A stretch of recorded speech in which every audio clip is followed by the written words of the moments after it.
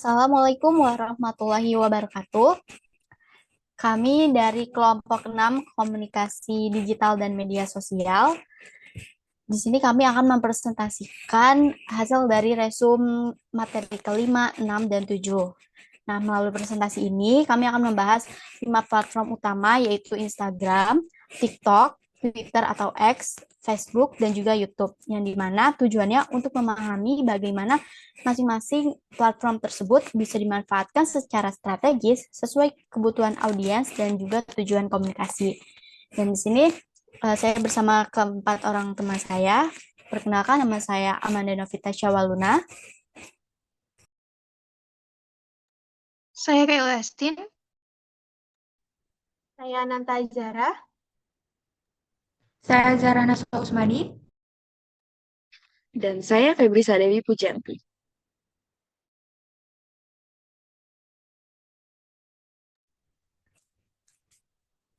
Mulai dari yang materi kelima. Yang pertama adalah menginterpretasikan data perilaku audiens dari berbagai platform digital. Analisis beberapa platform digital. Jadi di setiap platform digital itu mempunyai kelebihan, kelemahan, dan juga fungsi komunikasi yang berbeda. Dimulai dari yang Instagram. Kekuatan Instagram itu adalah visual dan storytelling yang dimana cocok untuk membangun narasi brand atau personal. Dan juga engagement yang tinggi. Di Instagram itu seperti fitur stories, reels, dan komentar itu dapat mendorong interaksi yang ada. Nah, yang kemudian adalah tantangan dari platform Instagram, yaitu adalah persaingan konten yang sangat ketat dan juga algoritma sering berubah sehingga butuh strategi konten yang konsisten dan juga yang adaptif. Yang kedua adalah platform TikTok. Kelebihan dari platform ini adalah konten bisa viral meski akun belum punya banyak pengikut. Sangat efektif untuk menjangkau para Gen Z. Kelemahannya ini kontennya ini pendek dan kurang cocok untuk pesan yang formal dan juga kompleks. Dan kalau yang platform ini fungsi komunikasinya itu cocok untuk kampanye yang bersifat ringan, kreatif, dan juga cepat menyebar. Platform yang ketiga adalah Twitter atau yang biasa kita sering sebut adalah X. Kekuatan dari platform tersebut ini tuh bisa komunikasi real time dan juga diskusi publik. Platform ini ideal untuk update cepat, opini, dan juga interaksi langsung. Di balik kekuatan ada juga kelemahan dari platform ini. Kelemahannya itu adalah rentan terhadap hoax dan juga polarisasi. Batas karakter juga membatasi kedalaman pesan. Dan yang terakhir, fungsi komunikasi dari Twitter ini adalah efektif untuk membangun percakapan dan juga merespon isu terkini. Dan yang keempat adalah platform Facebook, yang dimana kelebihannya ini adalah jangkauannya itu luas, terutama untuk audiens dewasa. Nah, platform Facebook ini cocok untuk membangun komunitas dan juga grup diskusi. Di balik kelebihan ada juga kelemahan dari platform Facebook. Kelemahannya ini adalah popularitas menurun di kalangan pengguna muda. Jadi kebanyakan pengguna yang sudah dewasa gitu. Fungsi komunikasinya ini adalah baik untuk komunikasi yang bersifat komunitas, edukatif, dan promosi jangka panjang. Dan yang terakhir adalah platform YouTube. Platform YouTube memiliki kekuatan yaitu ideal untuk konten edukatif dan panjang. Konten memiliki daya simpan lebih lama. Kelemahannya itu produksi konten memerlukan waktu, biaya, dan juga keterampilan teknis lebih tinggi. Fungsi komunikasinya dari platform YouTube ini adalah cocok untuk membangun otoritas dan menyampaikan informasi yang mendalam.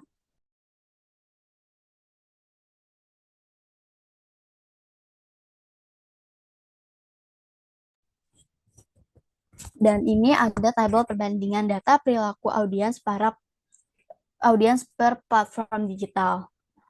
Yang pertama adalah platform Instagram.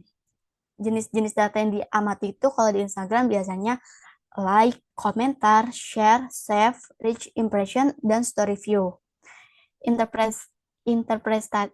Interpretasi data itu tuh banyak save. Ini tuh menandakan bahwa konten tersebut sangat relevan dan berguna bagi audiens sehingga mereka ingin menyimpannya.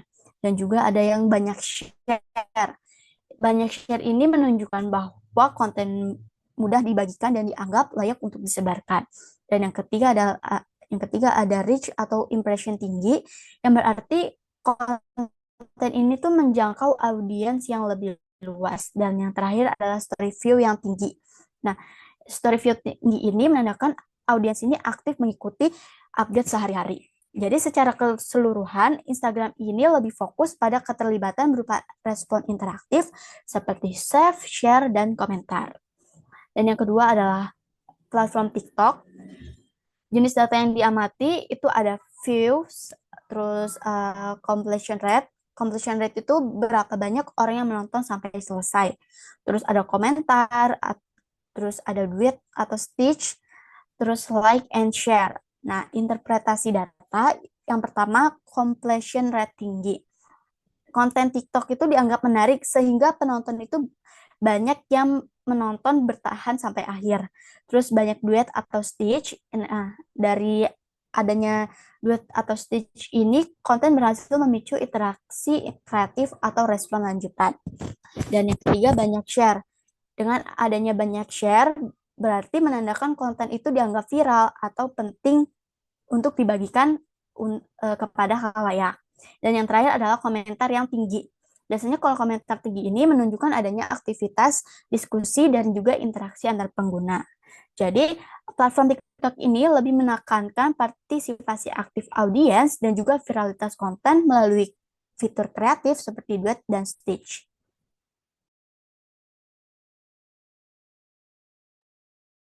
Oke, selanjutnya yang ketiga itu ada Twitter atau X, yang biasanya data yang diamatinya itu ada retweet, replay, like, impression, sama hashtag.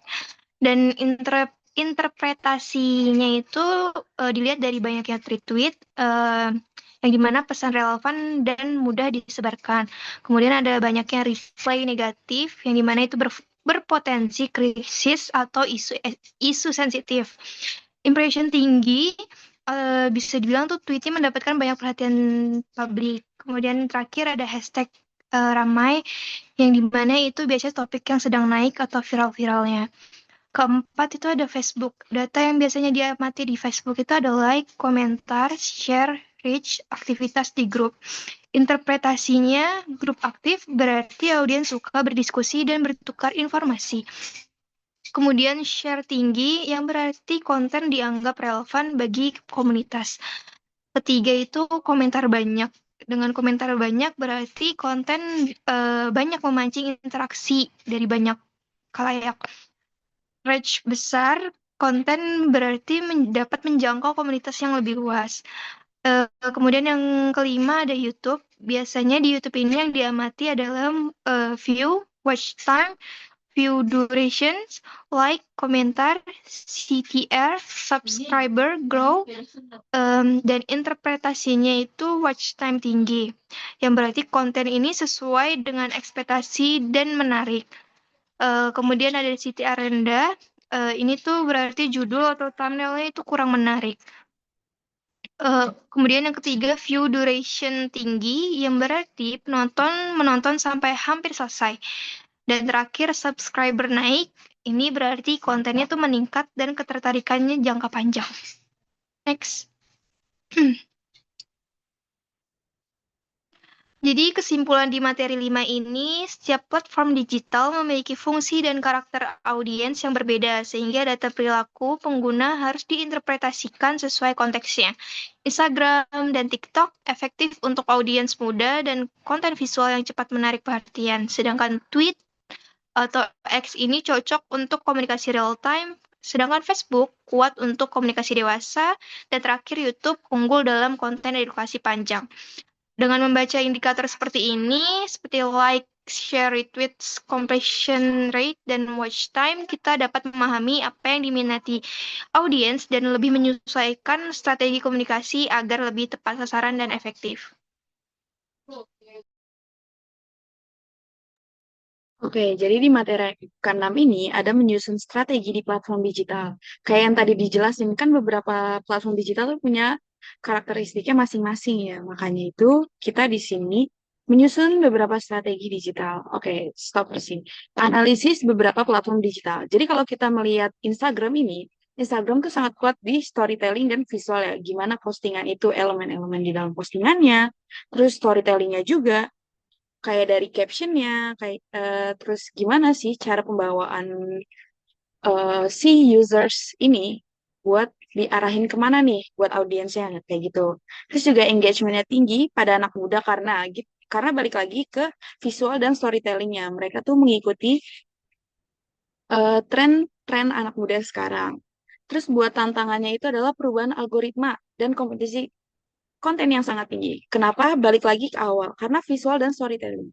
Karena fast-nya tren itu, that's why adanya kompetisi algoritma. Terus yang kedua itu TikTok. TikTok ini kalau dianalisis itu kontennya beneran gampang banget viral karena ya setiap konten pun yang bahkan dari bukan semacam influencer itu pun bahkan bisa naik dan diffuse dan ditonton gitu banyak orang kayak gitu. Makanya TikTok ini tuh cocok banget buat Gen Z karena umur kontennya juga kan kayak Gen Z. Mereka kan cepet banget ya tren dari tren A ke tren B itu cepet banget. Makanya TikTok ini umur kontennya tuh pendek-pendek. Jadi bukan bukan apa ya kayak nggak cocok buat yang jangka panjang gitu. Terus juga ada yang namanya Twitter atau X sekarang sebutannya. Jadi Twitter ini tuh efektif buat komunikasi real time, menyampaikan live report dan sebagainya. Makanya di sini ada berita cepat dan diskusi publik dengan hashtag. Kenapa dengan hashtag? Karena Twitter ini lebih dominan ke tulisan-tulisan yang seperti cuitan gitu bahasanya. Yang dimana ini tuh bentukannya tuh kayak forum diskusi yang berbentuk full tulisan, tapi pun kita bisa menambahkan gambar dan video di dalamnya seperti itu dan link dan sebagainya. Nah, tantangannya dari Twitter ini tuh adalah batas karakter serta kerentanan terhadap hoax dan polarisasi. Kenapa? Karena kan Twitter ini base-nya kan tulisan gitu ya, base-nya writing gitu. Dan kalau misalnya pun kita membuat postingan, kita tuh dikasih batasan-batasan. Tapi batasan buat menu penulisannya, bukan buat pemostingannya seperti itu. Tapi kalau kita terus mau posting itu lama-lama bakal dicurigai sebagai akun yang itu oleh sistem seperti itu. Dan kenapa ini rentan terhadap hoax dan polarisasi? Pertama, karena kan ini kan berbentuk tulisan yang dimana itu bisa berbentuk opini. Kita bisa aja menyebarkan hoax lewat tulisan-tulisan kita, terus memicu debat dan berantem war di media online, makanya bisa terbentuk polarisasi. Terus juga ada Facebook. Jadi Facebook ini tuh jangkauannya luas banget. Apalagi komunitas-komunitas di Facebook yang kita tahu. Nah, audiensnya ini juga orang dewasa rata-rata tuh mungkin berumur 90-an. Maksud saya audiensnya tuh rata-rata orang yang lahir di 90-an, 80-an, 70-an gitu. Karena tuh mereka lebih apa ya? Pertama kali tuh mengenal Facebook daripada yang di nomor 1 sampai 3 tadi. Nah, di Facebook ini juga banyak banget grup komunitas-komunitas yang sampai sekarang pun masih berjalan dan masih apa ya, viral gitu. Nah, untuk tantangannya adalah menurunnya pengguna muda dan jangkauan organik yang terbatas. Kenapa? Balik lagi, karena Facebook ini kan platform tuh bukan tua ya sebenarnya, kayak platform yang dulu yang lebih muncul terlebih dahulu gitu. Dan lebih banyak dipakai oleh generasi-generasi tua dibanding generasi muda. Karena generasi muda merasa Facebook, ya udah, itu bisa ditemukan di Instagram, di TikTok, di Twitter seperti itu. Jadi kayak mungkin kurang bagi generasi muda sendiri itu kurang menarik gitu buat mereka. That's why. Terus ada YouTube. Jadi YouTube ini tuh ideal banget buat konten edukasi berdurasi panjang seperti konten kalau misalnya kalian menjelaskan suatu materi dan itu tuh kontennya bisa bertahan lama. Kenapa? Karena kan ketika kita nyari materi A, nanti pasti konten kita tuh bakal muncul terus tentang topik si A ini. That's why makanya YouTube ini tuh bisa dibilang tuh jejak digital yang apa ya, kayak jangkanya tuh panjang kayak gitu. Tapi minusnya itu dia tuh buat produksinya, produksi videonya kayak gitu-gitu, itu butuh biaya produksi yang lebih besar dan bergantung pada algoritma yang berubah-ubah. Seperti itu. Boleh di next. Oke, di sini tabel perbandingan data. Kalau di Instagram sendiri, kalau mau ngelihat gimana nih sebanyak apa konten kita berhasil itu dari like, komentar, share, save, reach, impression, story view. Nah, kalau misalnya kayak like-nya banyak, komentarnya banyak, share-nya banyak, save-nya banyak, terus reach-nya juga tinggi, impression-nya juga, berarti konten tersebut tuh berhasil dan bermanfaat buat orang, buat audiens. Terus juga yang kedua itu TikTok. Nah, kalau TikTok ini bisa ngelihat datanya tuh dari view, completion rate, duets or stitch, komentar, like, and share. Nah, bisa dikatakan kalau di TikTok ini, ketika konten kamu berhasil gitu, itu completion rate-nya tinggi, berarti konten menarik. Seperti tadi yang dibilang completion rate itu durasi berapa, bukan durasi, kayak seberapa banyak orang nonton tuh yang sampai selesai kayak gitu. Nah, banyak duet atau stitch juga menunjukkan partisipasi.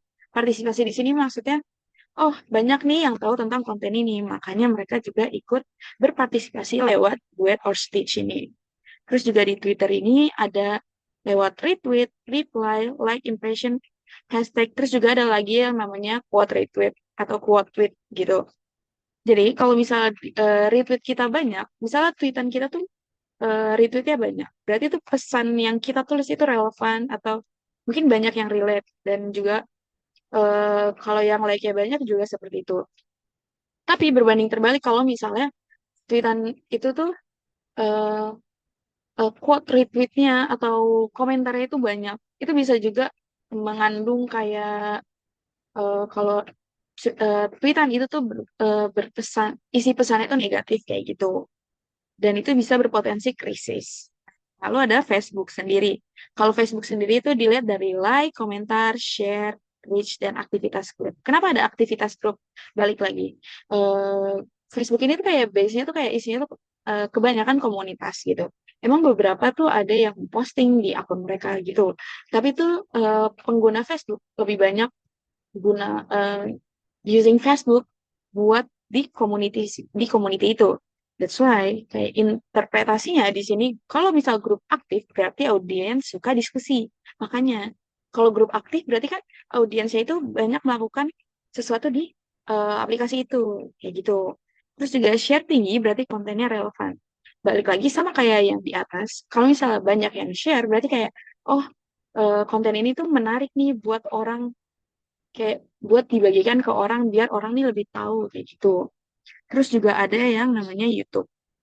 Nah, YouTube ini bisa dilihat dari view, watch time, duration, like, komentar, CTR, and subscriber growth.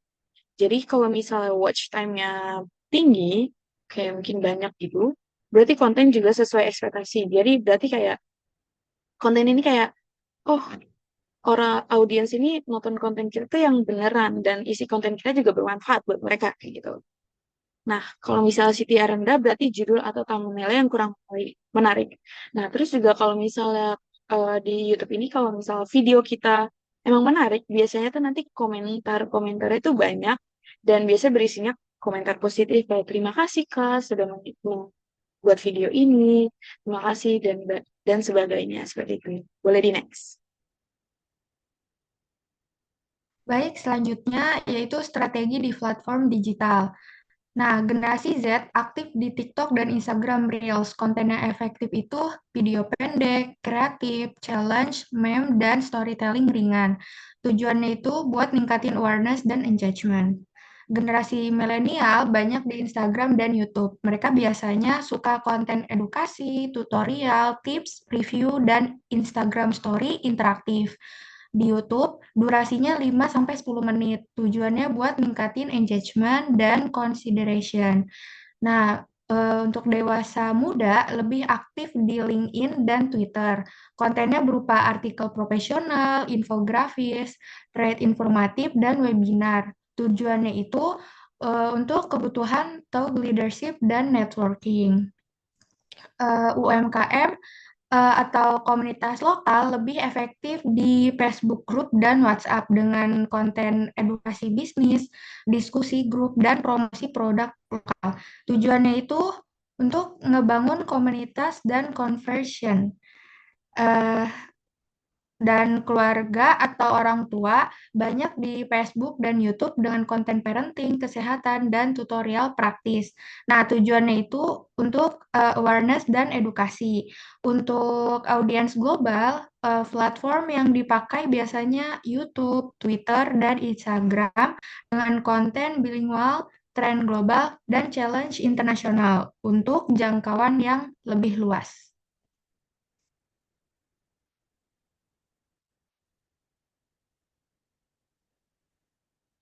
Eh, Kesimpulan, setiap platform punya karakter audiens yang berbeda. Jadi, strategi komunikasinya itu harus disesuaikan.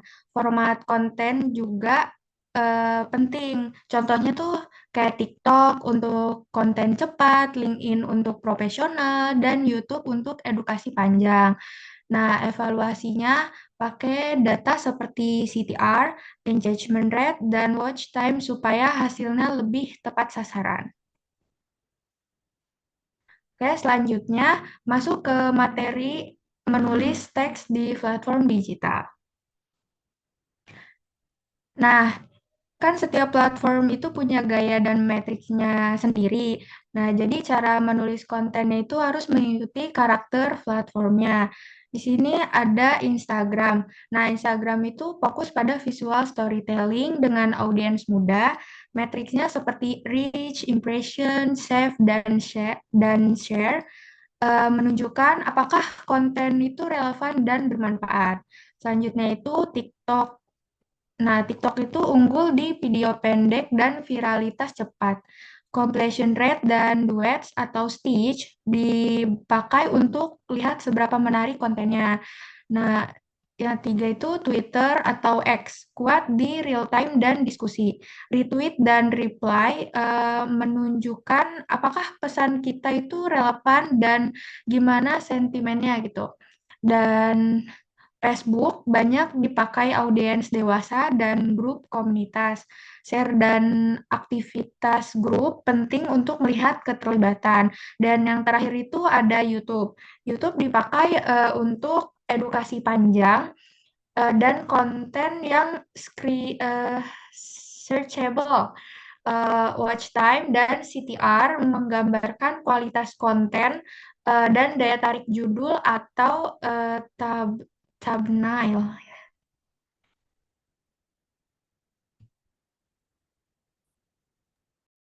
Nah, selanjutnya aku bakal bahas mengenai tentang strategi audiens dan penulisannya. Tentunya ya banyak sekarang mau teman-teman terutamanya menggunakan akun gitu kan TikTok, terus YouTube atau Instagram gitu. Nah, tentunya sebelum kita bikin suatu konten, kita harus tahu siapa target audiens kita. Setelah kita tahu, kita kelompokkanlah mereka. Nah, di sini saya akan mengomplokannya mulai dari Gen Z. Gen Z itu di usia 15-25 tahun ya. Dia tuh rata-rata suka konten videonya yang video pendek, meme, atau kayak bahasa-bahasa yang santai. Nah, biasanya Gen Z itu paling banyak menggunakan TikTok atau Reels. Nah, di milenial ini biasanya rata-rata mereka tuh suka konten yang edukasi, kayak review produk, atau interaksi Q&A. Biasanya juga mereka lebih sering menggunakan IG dan YouTube. Nah, untuk yang biasanya orang yang terlihat profesional gitu, nah biasanya yang di usia 30-45 tahun ini mereka suka cari insight di industri kayak buat nyari networking itu seperti apa. Nah, biasanya sering banget platform yang digunakan itu adalah LinkedIn dan Twitter. Nah, di sini juga keluarga yang biasanya yang tingkatnya di usia 35-55 tahun. Nah, banyak tuh mereka yang suka sama topik-topik kayak tentang kesehatan, parenting, dan tutorial praktis lah. Nah, itu banyak banget nih Facebook sama YouTube banyak digunain untuk usianya 35-50. Nah, gimana sih cara kita melakukan apa namanya penulisannya biar kita tahu bahasa apa ya yang cocok untuk konten gitu. Di sini kita bisa lihat hook ini selalu diawali dengan kalimat yang menarik. Ibaratnya kayak kalimat pembuka. Kayak misalnya, begini, tahukah kamu bahwa 80% orang tua mengalami ini? Jadi kayak kalimat pembuka. Terus di sini ada dan diakhiri dengan ajakan bertindak. Jadi ada call to action.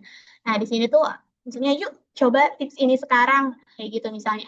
Nah, di sini ada Instagram. Instagram itu biasanya banyak banget orang menggunakan caption ringkas yang mendukung visual. Biasanya ada emoji, ada hashtag. Nah, banyak nih. Nah, kalau di Twitter atau X biasanya hooknya itu penulisannya tuh kayak mereka tuh tajam, padat, terus sama provokatif juga. Banyak digunain juga di thread yang bahasanya panjang gitu. Terus di sini ada storytelling. Nah, hook yang teknik penulisan storytelling ini biasanya menggunakan narasi yang emosional. Terus cocok nih kalau kamu mau teman-teman ini mau gunain promosi produk atau kayak kampanye sosial gitu. Misalnya contohnya kayak dulu saya bingung nih gimana atasi anak tantrum. Tapi setelah coba cara ini, nah itu storytelling kan. Jadi cerita dulu. Oh, saya bingung. Tapi setelah saya tahu caranya, saya jadi tahu gitu. Itu storytelling gitu. Kalau di Twitter tadi contoh padat dan tajam tuh kayak misalnya kenapa sih UMKM bisa tumbuh lewat digital? Itu kan tajam kan, padat gitu kan. Nah, boleh di next. Nah, tentunya kita bisa menyimpulkan bahwa sebenarnya keberhasilan strategi komunikasi digital ini tidak hanya bergantung pada kreativitas kontennya, melainkan pada pemahaman. Tentu kalau kita mau bikin konten, kita harus paham dulu secara mendalam ekosistem platformnya seperti apa, targetnya siapa, dan tentu efektivitas pesan juga sangat perlu untuk ditentukan. Karena segmentasi yang tepat, maka pesan akan tersampaikan juga dengan tepat. Seperti kayak perbedaan pendekatan antara Gen Z, profesional, serta pemilihan format konten yang sesuai. Nah, di sini juga ada hiburan cepat biasanya digunakan sama TikTok hingga edukasi mendalam biasanya YouTube yang paling sering digunakan. Pada akhirnya seluruh strategi yang tadi saya sebutkan itu harus didukung dengan tujuan, komitmen yang jelas, ya kan? Tujuan dan komitmen yang jelas yang tentunya bisa menciptakan awareness, kepercayaan, engagement, dan conversion. Dan tentunya di akhir semua konten yang dibuat pasti ada evaluasi. Evaluasi yang dilakukan secara berkala menggunakan data analitik valid untuk memastikan pesan tetap relevan dan berdampak. Terima kasih. Boleh dilanjut. Oke, jadi kesimpulan menyeluruhnya, jadi kan every platform has their characteristic users atau audience gitu ya. Jadi keberhasilan dalam komunikasi dan strategi digital merupakan sebuah siklus terintegrasi yang dimulai dari analisis data, seperti yang tadi dijelaskan di materi kelima, di mana pemahaman mendalam terhadap metrik spesifik platform seperti completion rate di TikTok atau save di Instagram itu krusial banget. Itu bisa jadi tuh cara penginterpretasian data perilaku audiens secara akurat melampaui sekedar angka, like, atau tayangan. Data ini kemudian menjadi fondasi bagi strategi adaptif yang dijelaskan di materi ke-6 yang menekankan bahwa tidak ada solusi universal. Nah, pendekatan harus disesuaikan atau di-tailor-made secara presisi berdasarkan platform yang digunakan. Seperti tadi yang aku bilang, kalau every platform has their characteristic audience, kayak gitu. Nah, yang terakhir, data dan strategi tersebut dieksekusi melalui penulisan digital persuasif yang dijelaskan di materi ke-7, yang dimana kemampuan untuk menciptakan hook yang menarik dan menyertakan call to action or CTA yang jelas sangat penting untuk mengubah interaksi pasif menjadi tindakan atau konversi yang nyata, atau bisa dibilang menjadi interaksi yang aktif, seperti itu. Sekian dari kami, boleh dilanjut, Amanda.